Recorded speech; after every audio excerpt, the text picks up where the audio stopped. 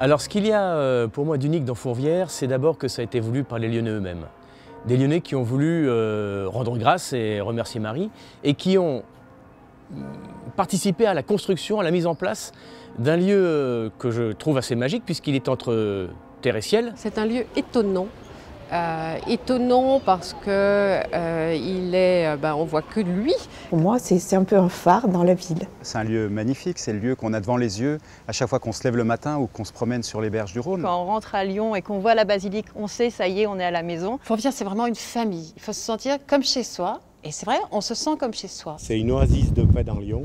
On emmène nos amis qui viennent visiter Lyon. Enfin, c'est le cœur de Lyon. Fourvière et moi, c'est une question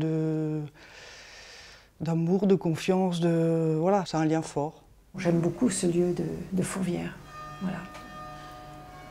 C'est à la fois un lieu de piété populaire, un lieu de dévotion mariale et un lieu extraordinaire de mixité sociale et religieuse. À Fourvière, les choses se sont toujours faites avec les laïcs, avec le peuple. Il y a dans cette basilique des contrastes énormes. Et par exemple, l'extérieur qui ressemble à un château fort, une citadelle qui protège la ville, et puis l'intérieur, ce palais d'or. Il faut faire le rapport entre ce qu'a cherché à faire l'architecte, la réalisation, son inspiration, et tout ceci, on essaye de le transmettre au public. J'aime beaucoup aussi cet art de la polychromie, aussi bien à travers les vitraux, la lumière qui passe à travers, mais aussi toute la couleur de ces pierres. Le cadre est tellement extraordinaire. Passer de cette espèce de forteresse médiévale au palais de la Reine, c'est tellement fabuleux. Même moi, à chaque fois, j'ai le cœur qui se réjouit et les gens le sentent et les pierres parlent. Il y a une ambiance ici. Il y a quelque chose ici. Il n'y a pas que des pierres, il n'y a pas que la vue, mais il y a un secret. Quand le cœur est là, ouvert, ça passe tout de suite. Il n'y a pas besoin de faire quelque chose, même pas de dire quelque chose. Tout chante Marie. Ouais. L'architecte a réussi à faire chanter tout ça. Ce qui est le plus visible, c'est ce qui est apparemment invisible dans le cœur de ceux qui passent, et qui pourtant est le plus important. Fourvière, c'est un peu une continuité des cathédrales. On lit sur les murs, c'est un livre. C'est un livre ouvert sur la Bible. La Bible est racontée ici.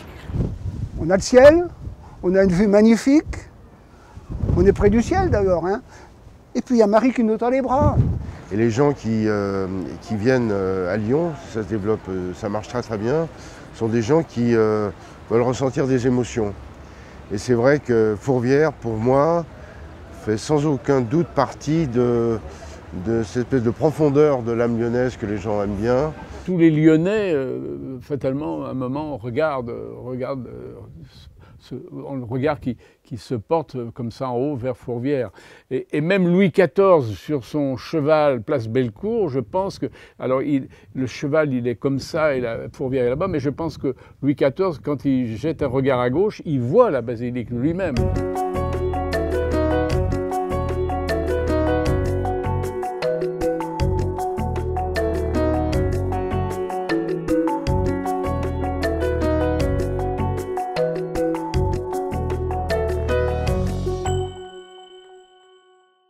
Pour moi, l'image de Fourvière, c'est la Vierge dorée qui a les bras ouverts. Donc forcément, l'accueil, c'est Fourvière. Il faut savoir que le mot catholique, catholicos, ça veut dire universel.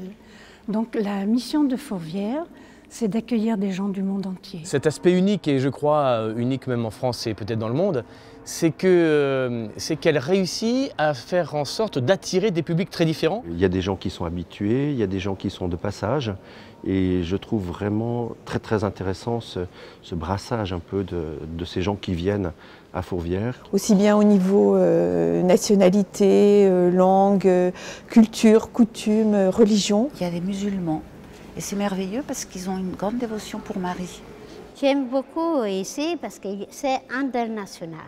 Des jeunes Européens ou même des jeunes venant de continents plus lointains. On a des Canadiens, c'est pas mal. Allemands. Il y a énormément d'étrangers, d'Asiatiques, de Nord-Américains. On a aussi des Londoniens et des écoles londoniennes qui viennent tous les ans. En semaine, oui, c'est très international quand même. Ouais. 我是神父，我喜欢 Tsongo-gen. Je reçois beaucoup de journalistes japonais. J'ai dû recevoir 3 ou 4 équipes les 2 dernières années, souvent des chaînes différentes qui sont très intéressées. Fourvière a donc toujours été un lieu d'accueil. Et il ne faut pas oublier que cet accueil concernait toutes les catégories de population. Il y a plusieurs millions de personnes qui montent chaque année à Fourvière.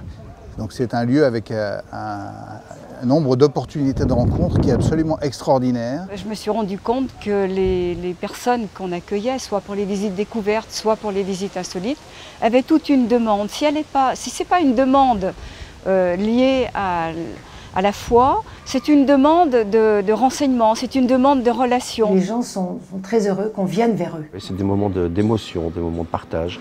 Voilà, et je crois qu'il n'y a pas beaucoup de lieux, mais un lieu comme Fourvière permet justement ce type de rencontre, ce genre d'ouverture. Souvent, ce sont des rencontres qui les marquent et qui nous marquent nous aussi. Le plus important, c'est que tout le monde se sente à l'aise à Fourvière. Aussi bien les fidèles qui y viennent régulièrement que les pèlerins qui y sont de passage.